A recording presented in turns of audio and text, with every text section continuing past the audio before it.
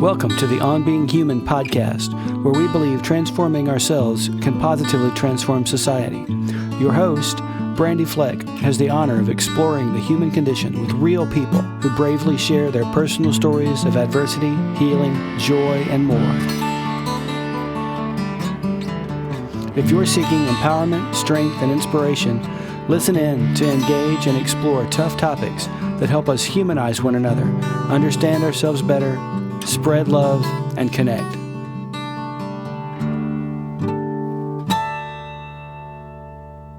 Welcome back to another soul-exposing exploration of what it means to be human. You're listening to episode 32. Last week, we talked to Crystal Barker, a mom who has biological children, stepchildren, foster children, and she mentors children in need. This week's guest, James Hughey, manages a comic book store, sings in an industrial band called All of Her Twitch, is a self-proclaimed nihilist and professional nerd, and co-hosts the Nerd Cult Underground podcast on leallegacy.com. That's Leal legacy.com, where James is affectionately known as Field Mouse. The podcast focuses on comic book related news and media. Despite James's affinity for comics and all nerd-related things, he's here today to talk about relationships. And that's because he recently transitioned from monogamy to polyamory, which he's going to educate us all about. How he got into it, how his primary partner feels about it, how he opened up to his family and his primary partner's family, and how he views marriage and secondary relationships. We talk about what he wants out of relationships and how it's all going for him. And we also try to work out some of the terminology. For those who may not know, polyamory means James and his partners can be and may be involved with more than one romantic partner simultaneously. It's a departure from mainstream culture, and honestly, some people I've talked to who are polyamorous wish to remain anonymous from fear of judgment in their careers and in other public arenas. So if that tells you anything about polyamory, it's that people don't always react nicely to it. James agreed to share his story and small pieces of his partner's stories that overlap with his experience of the relationships, and his partners also gave permission to use their first names. The main takeaway from this episode is that we're all human. We're all making choices every day that impact our happiness, well-being, and quality of life, and those choices can be different for everybody. Our humanity manifests itself in so many different ways, and relationships are one area that are fun to explore that humanity in. So stay tuned to hear what James has to say about polyamory. To support our efforts, you can now go to onbeinghumanpodcast.com/shop and click the Amazon banner there to do your regular shopping. At no additional charge to you, a portion of all your purchases made through that click will go directly to the production of this podcast. How easy is that? Same Amazon, same experience, same shopping you'd do anyways. Best of all, same prices, but you're supporting the On Being Human podcast. Again, shop Amazon at no additional cost to you at onbeinghumanpodcast.com/shop. As always, subscribe on iTunes and Apple Podcasts, leave a rating, leave a review, and you can find the show's presence on Facebook and Pinterest for now. Without further ado, let's hear from James. Hi, James. Welcome to the show. How are you doing today? Hello, I'm doing pretty good. How about yourself? I'm doing really well, and I'm so excited to have you here. Thank you. Yeah, we just for our listeners' sake, we knew each other in high school. Mm-hmm. We haven't hung out in a long time, but we've kept in touch on Facebook, and you've recently decided to become polyamorous in a mostly monogamous world. Correct. And that's what this episode is about. So, before we dive into that, can you tell us a little bit about yourself? What do you do for a living? And you have a podcast that you help with. So would love to hear about all that. Yeah, I'm what I like to refer to as a professional nerd. I work in a comic book shop in Donaldson. I do have a podcast called Nerd Cult Underground, which is mostly comic book related, but we've kind of expanded to do more nerdy stuff. And I'm also a industrial musician. So Wonderful. That's awesome. And real quick, do you play gigs around town, and where can people find your music? I have not played any gigs in a while. When I do, it's around town, but you can find my music either at olivertwitch.com, spelled ALLOFHER, Twitch, or at offbrainmusic.com. We'll definitely list that stuff in the show notes for the listeners. Thank you. And so can you tell us, would love to get to know you a little bit better. Tell us how you approach life in general and what is the most important thing in life to you. I try to approach life in a sort of nonchalant way. Like I try to live by the creeds of like Bill Hicks and where I don't really take life super seriously because it's all just a ride. Mm-hmm. So I just kind of come at it from that angle where I just try not to worry about things. It's not always successful, but I do my best. Sure. Yeah. And so what's the most important thing to you in life? Oh, music for sure. Gotcha. Music has been there with me since middle school and really before that, but I didn't let it into my heart, as people say, until like middle school. And I was actually just listening to some new music that I bought today right before you called. So. Oh, awesome. So why are you who you are today? Oh, I mean, my life has been, without getting into too many details, my life has been kind of a mishmash of struggles, and it's just been struggles of me trying to find my way through things and still be a decent person. And I may have faltered a few times in life, but I feel like I'm doing pretty good right now in those respects. Like I feel like most people, it's just been trials and tribulations and lessons learned and trying to evolve. Sure. How would you characterize who you are today? How would you describe yourself? I tend to tell people that I'm a nihilist, a professional nerd. Like Okay. I don't really know.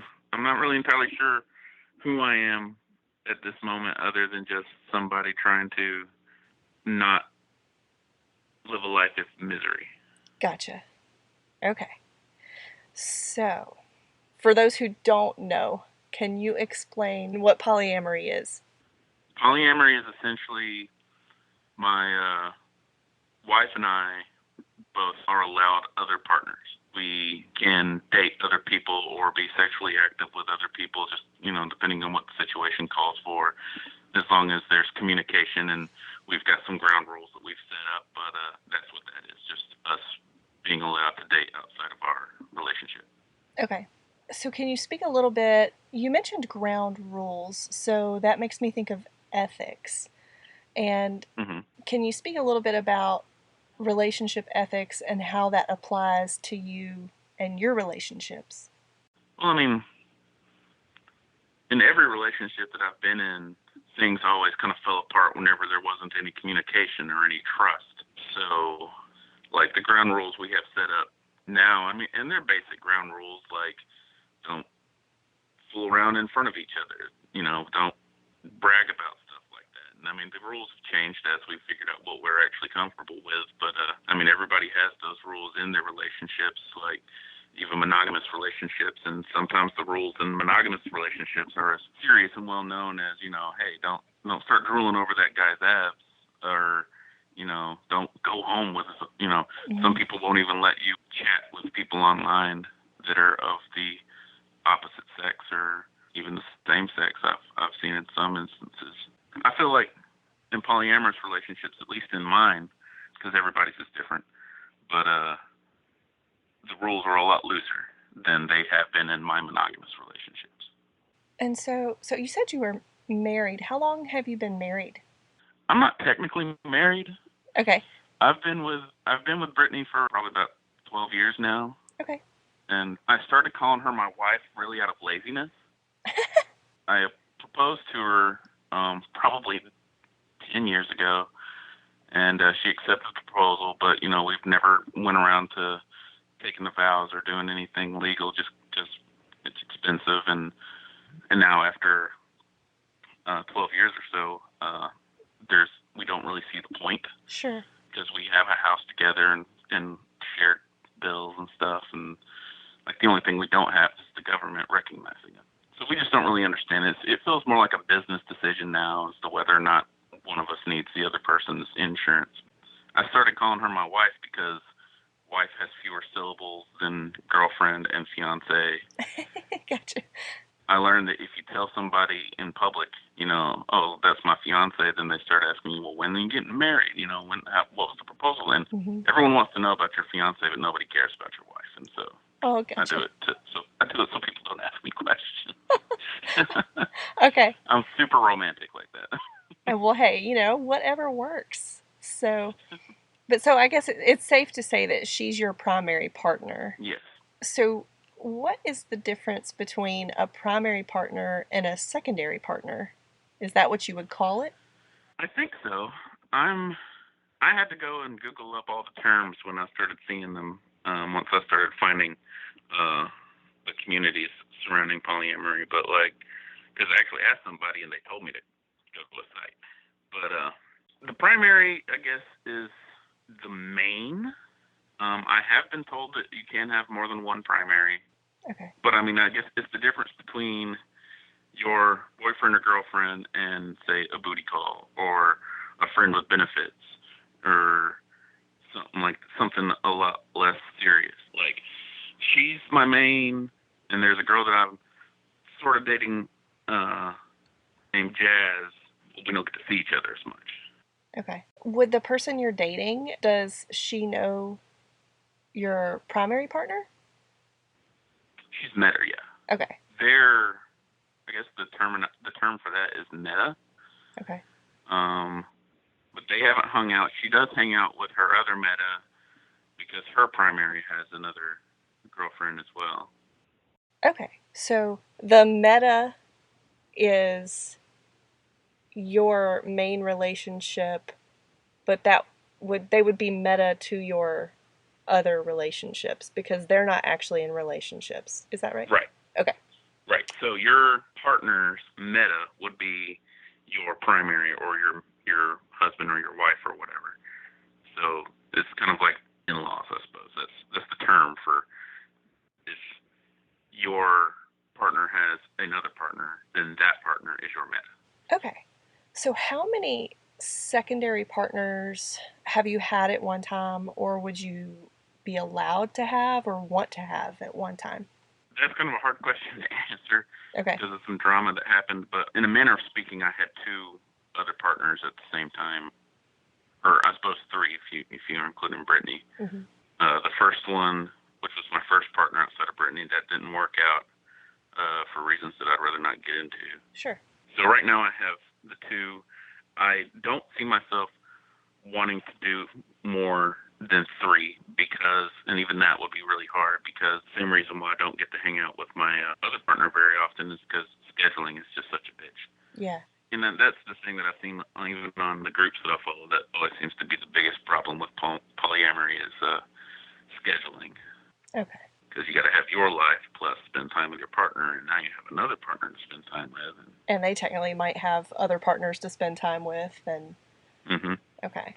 Well, that makes sense. So what is your goal of having multiple partners? For example, would you potentially want more than one spouse, or is it just to have fun, or what are you looking for?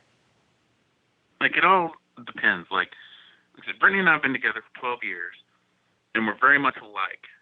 And that doesn't really do us any favors in that we both have depression. And so if one of us gets depressed, the other one just kind of becomes depressed because of that, and we don't help each other. Gotcha. Brittany eventually evolved into a semi-asexual person. So, and this is where things are going to get a little TMI, I guess, or graphic, if you will. But I suppose that's the point of the show. But sure. she got kind of semi-asexual and just gradually stopped having sex with me. Like, it became once a month to once every other month to, like, never. Like, we went a whole year without being intimate with each other. And that's fine. I don't hold that against her. That's just the way her chemistry is. Everyone is the way they are. Like, our relationship wasn't based on sex. Mm-hmm. But I still kind of had those types of needs. And because of my depression and the various things that I kind of grew up dealing with, I get abandonment issues, and I start feeling like, oh, she doesn't want to sleep with me because I'm ugly, or I'm fat, or whatever my brain's telling me that day. Sure. Or she's not really into me, and even though I know that's not true, I still tell myself that it is. And so that's kind of what got us into talking about having a polyamorous relationship, which first was just an open relationship, but evolved into a polyamorous relationship.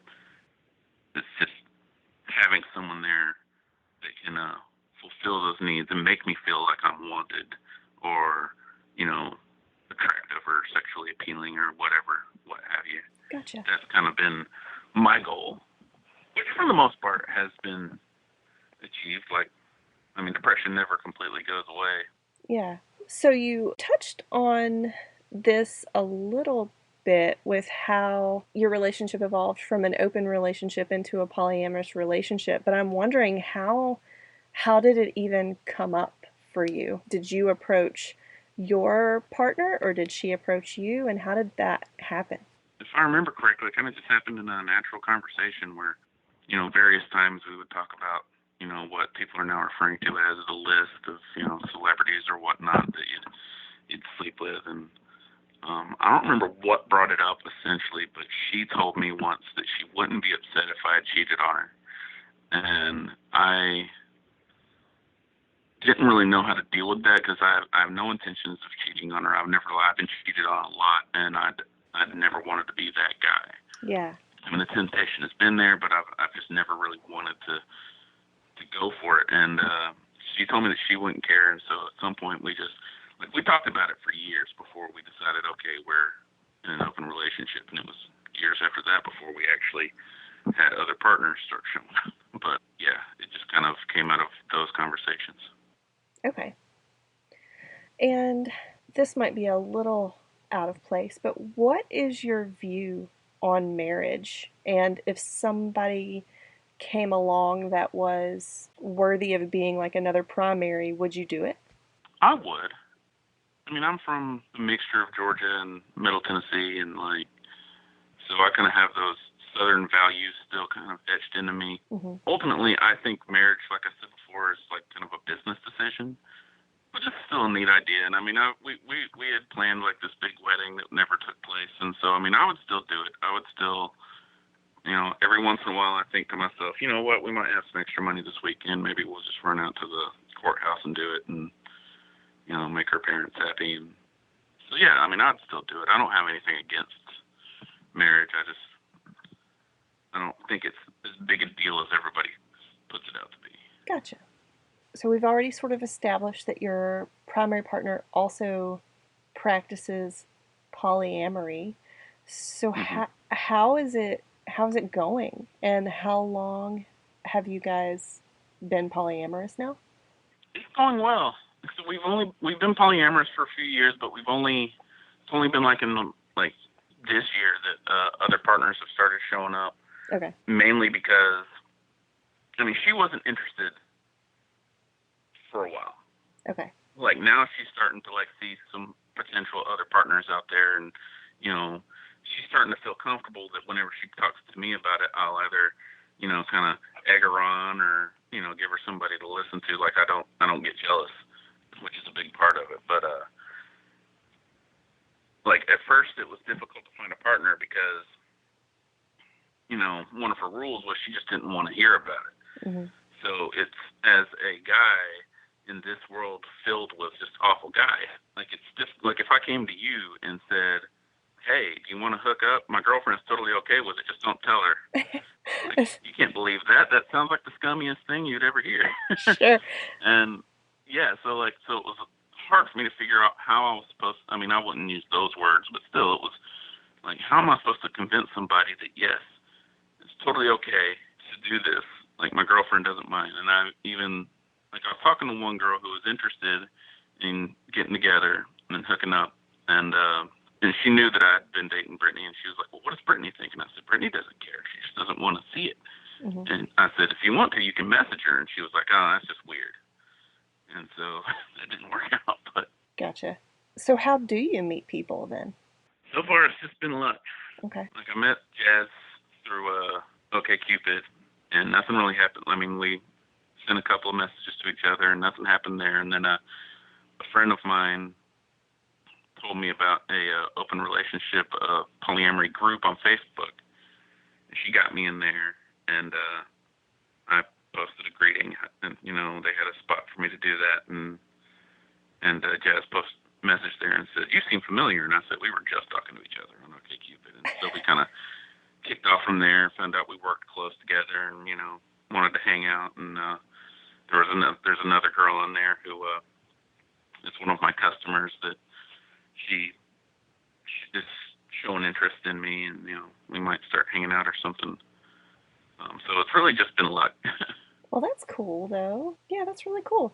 That there are, like, I guess the point is there are outlets, there are places that are dedicated so that you're talking to like-minded people, I guess. Yeah. And then a second ago you mentioned how you don't get jealous. So I would definitely love to know how you don't get jealous and how you would keep jealousy at bay on either side. Well, I mean, it's weird. Like I would say half of the girls that I've dated cheated on me. And that made me to be jealous. But my jealousy also kind of led towards them cheating on me. Like, when I think about it with my brain, like, there was something that I was not providing them. And I was kind of driving them away with my jealousy. And then they went out and thought, somebody else came and gave it to them and blah, blah, blah. And what really hurts is the betrayal. Yeah. And the dishonesty and all that stuff. And so when all that's gone, when it's like, okay, like, because that was something we were worried about. But now that, we're together and we know, and there is no betrayal, there is no dishonesty, there's no going behind each other's back. It's, hey, I'm going to be hanging out with this person tonight. Mm-hmm. Okay, cool, I'll see you tomorrow or whatever. For whatever reason, that just let it all go. Like, we accepted that, me spending time with other girls is not an act of not wanting to be with Brittany, and vice versa. Gotcha.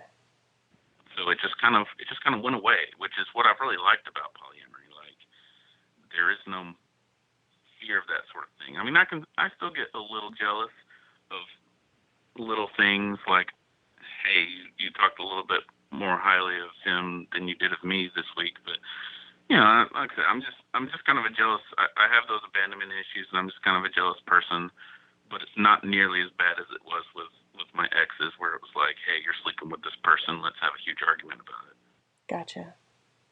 Okay. Well, that's really cool. I like what you said about if you take away the betrayal aspect of it, it sort of just takes care of it. So that's pretty cool.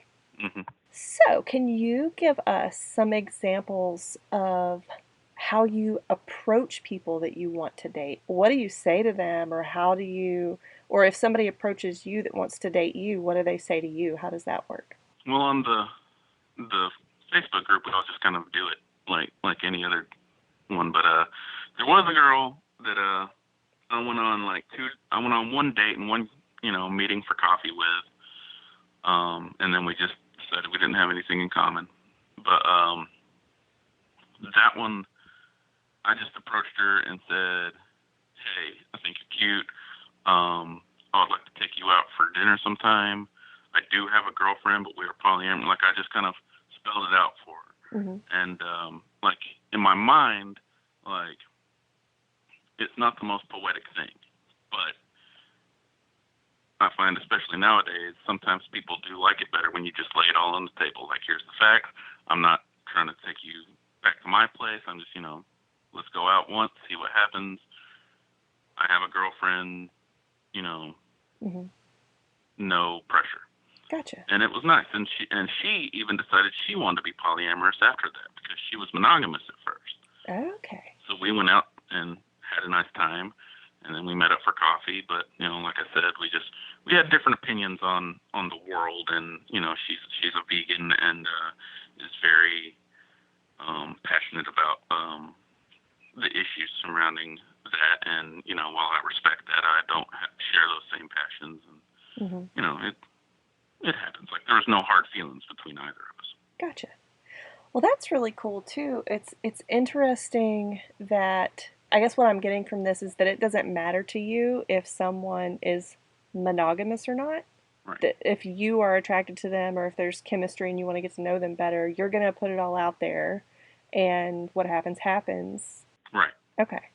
Cool. And that's the thing, like we're getting to a world where we're starting to push past all of these social boundaries that we've set for us. And one of them is that, like, you can be someone who only wants to date one person, but you're okay if they date other people. So you're monogamous, but they're polyamorous. And it's all about the communication and the trust and the honesty, which, I mean, there are those kind of guys out there that'll just go up to girls and be like, hey, I'm polyamorous, but I don't want you dating anybody else. And that's not the same thing. Like, that's an issue of control. And it's all about the decisions you make for yourself. Gotcha. Interesting. I hadn't thought about the topic of control, so I was just sort of taking that all in. Have you run across any women who have wanted you not to date anyone else? Since becoming polyamorous? Mm-hmm. No. Okay. No, I mean, I haven't run across that many to begin with. Like, I've pretty much touched on the 4 potential aspects. I mean, I've talked to some girls that would have been interested in me if I was monogamous, mm-hmm. But that's about as far as going. Nobody's tried to say I need you to break up with her to be with me. Like, gotcha. Okay, well that's good. And then for some more like fun details, can you tell us a few stories of good dates you've been on since you've become polyamorous? And I know you told us one about coffee, but that one didn't work out. So what are some of the really fun ones you've had?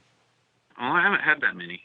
Okay. But I know I find it fun, at least. I think it's a funny story that my secondary, on our first quote-unquote date, like, we talked about getting together and going out, and ultimately she said, you know what, I really would rather not go out. I'm not really into being around a lot of people and being social. She said, I'd prefer it if we just get together and cuddle and watch a movie. And I said, you know what, that actually sounds fantastic. I'd love to just cuddle and watch a movie.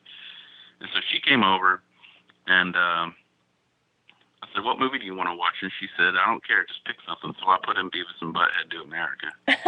And yes. I thought that would be funny. And I was like, hey, if nothing else, if you can't cuddle with me and watch Beavis and Butthead Do America, then this isn't going to work out. Awesome. She thought it was funny. So how has that relationship progressed? I mean, do you go out and do things, or do you just primarily hang out at home? And like, what are some of the things you have in common? We primarily hang out at home right now. Like, I mean, we have in common like various tastes in movies and music and stuff like that. And like, we haven't been able to spend a whole lot of time together just because her schedule's so big, because she's got kids and she has her job, mm-hmm. and I've got my job, and then her primary takes up time, and so we try to schedule at least once a week, but a lot of times like those end up backfiring. Like we were supposed to hang out today, but her job's overworking her, so she's just really worn out, and she was like, I just need to go to bed. And so I was like, all right, so yeah. So it hasn't progressed very far, but like we're doing our best. Yeah, for sure. Yeah. Is there anything that I haven't asked you about the rules or the relationships or just in general about polyamory that you think that our listeners should know? I mean, I would say that polyamory is a lot like any other relationship. You can cheat on somebody in polyamory. I know that's something people question. Like I said, as long as, like, if I started dating somebody and not telling Brittany about it or lying to her about what I'm doing, then that's cheating. That's breaking the rules. Gotcha. So it's just like that. And I mean, there are some bad people out there that can take advantage of you. Sure. Just like any other relationship, you just have multiple people, which is also the good thing is multiple people gives you multiple shoulders to cry on. And like I have some friends out in Knoxville that they kind of have like a whole household of just a polyamorous relationship where they all live together, and three of them actually are in a band together. And I've asked the singer of the band before. I said, "Man, how do you?" Because my bass player, she has a daughter, and so half the time she can't practice, and we've had to kind of stop playing out because of it. And which, I mean, I'm not trying to point fingers at her, but you know, she's busy. She's a mom. Sure. So I asked him, I said, "How do you manage this with kids?" And he goes, "Well, it helps to have like two people that still live with you that don't go on tour." Gotcha. So, I mean, those are the relationships I think are really neat. And I think it'd be cool to have that sort of relationship. Brittany is not at all interested in that, though. She doesn't want kids around her, and she kind of likes having her own space. Gotcha. But yeah, that seems like one of those frequently asked questions. Gotcha. And then for anyone who thinks that this sounds interesting or is something that they would like to try, what advice do you have for them? I'd say if you have a partner, make sure and talk about it a lot before you get into it. Go slow, and then look for Facebook groups. Because I mean, I've joined internet groups, but I'm also just not the most social person. And it wasn't until I got into the Facebook group that I've started to see that, you know, how other people are dealing with stuff like that. So you get on, see if there's a Facebook group that is in your area, and see if anyone you know is in it. Like I would say, just make a post that says, "Hey, is anybody polyamorous? Come holler at me and tell me what's good around town." But I know it's not quite. I don't want to compare it to coming out of the closet, but it is one of those things where it can be nerve-wracking to let people know that you're polyamorous. Because I mean, I know for me, saying we're polyamorous I was more scared of what Brittany's parents would think, because my parents, like I said, they've known for a while various things about me that they don't agree with, and they tend to just kind of roll their eyes or look the other way or whatever they do. Okay. But I didn't want her parents to think that I was doing anything to hurt her. Gotcha. So that might not be the best thing to do, to just come out on Facebook and say, "Hey, I want to be polyamorous." But yeah, just do some research, talk to your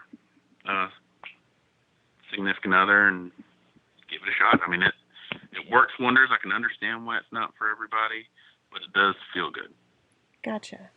And you brought up a good point about being open about it, because I know that I guess there's still a stigma. Would you say there's still a stigma in our society about it? And have you had to deal with anybody reacting negatively towards you?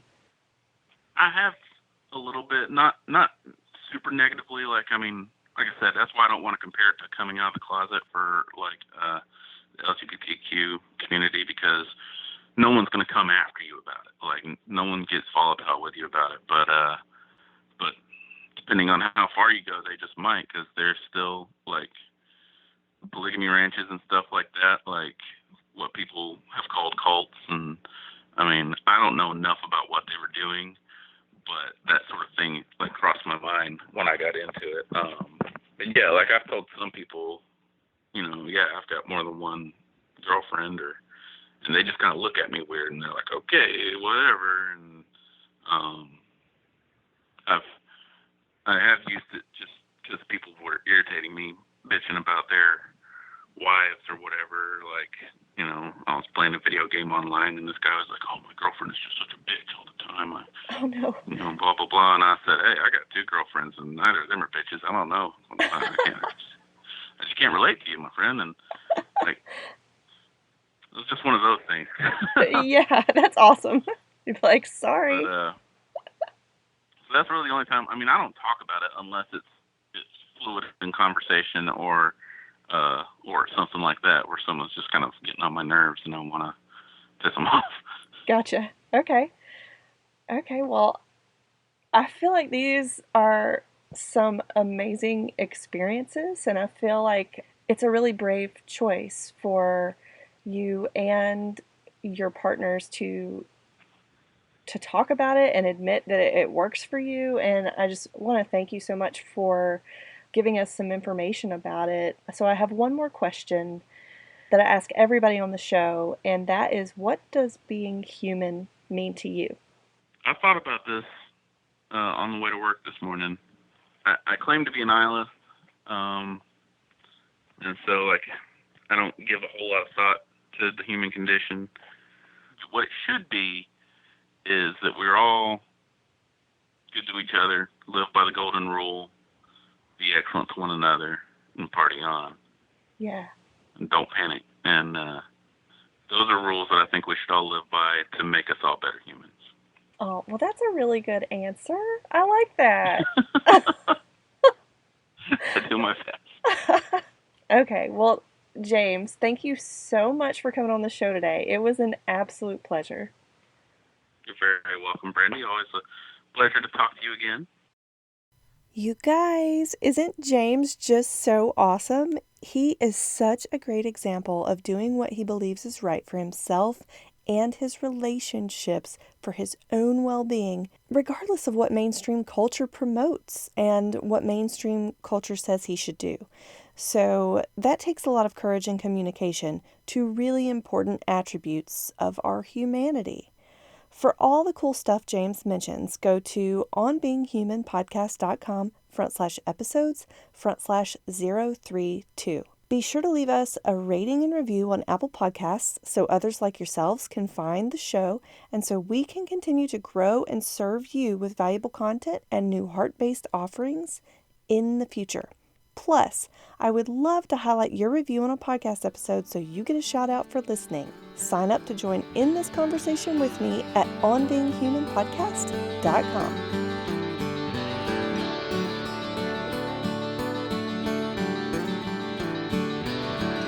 So there you have it. I hope you enjoyed this episode. Tune in weekly at onbeinghumanpodcast.com for more soul-exposing explorations of what it means to be human.